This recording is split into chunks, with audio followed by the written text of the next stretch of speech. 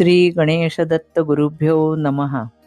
परमपूज्य गुरुदेवांच्या अमृतमयी हितोपदेशातील श्रीमद भगवद्गीता या विषयावरील मार्गदर्शन आपण श्रवण करणार आहोत.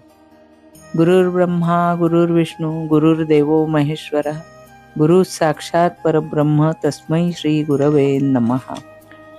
भगवद्गीता हा हिंदू धर्मातील अतिशय महत्त्वपूर्ण व अनुभूती देणारा असा श्रेष्ठ ग्रंथ आहे.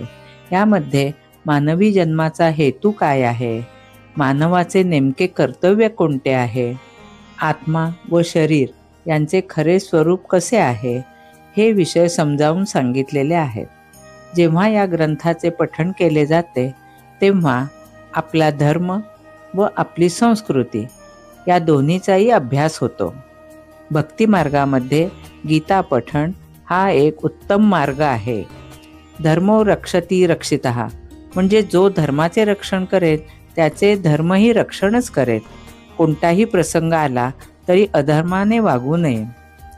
कौरवांना मारणे हा धर्म नाही, पण धर्माचा नाश करणाऱ्यांना मारणे हा धर्म आहे.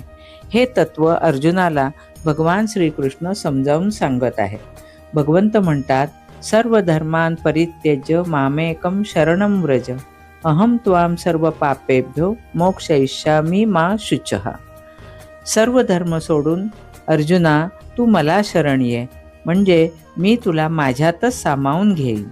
येथे सर्व धर्म म्हणजे कोणतेही जाती पंथ असे सामाजिक काही नाही, तर स्वतःचा उद्धार करून घेण्यासाठी प्रयत्न कसे करायचे हे भगवंतांनी सांगितले आहे.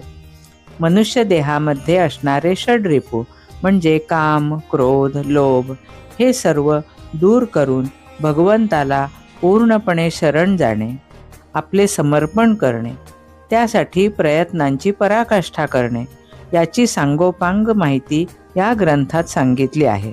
प्रत्यक्ष भगवंत मुखातील ही रसाळ प्रेमळ अशी वाणी आहे आणि आपल्या वाणीतील जे दोष असतात ते ती कमी करते आणि मनाचा विकास करून आपला उद्धार करते.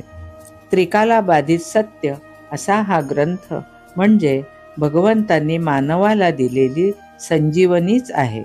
दुर्जनांचा नाश तर सज्जनांना दिलेले हे अभयदान आहे.